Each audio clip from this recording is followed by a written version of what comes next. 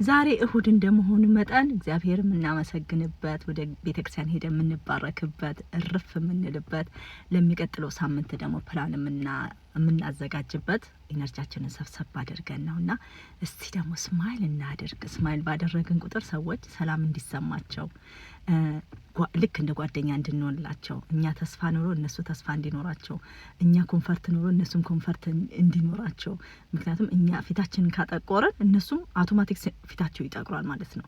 እንደዛ ከሚሆን እስቲ ስማይል እናደርግና እነሱም ደግሞ ስማይል ይሁኑና እስቲ የሆነ ሰላም ይሰማቸው።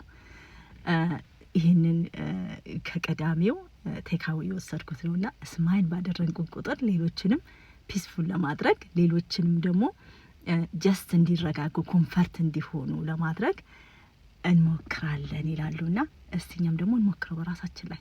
እስቲ ስማይል እናደርግና ሌላ ሰው ደግሞ ስማይል የማይሆን ይኖራል አይመስለኝም።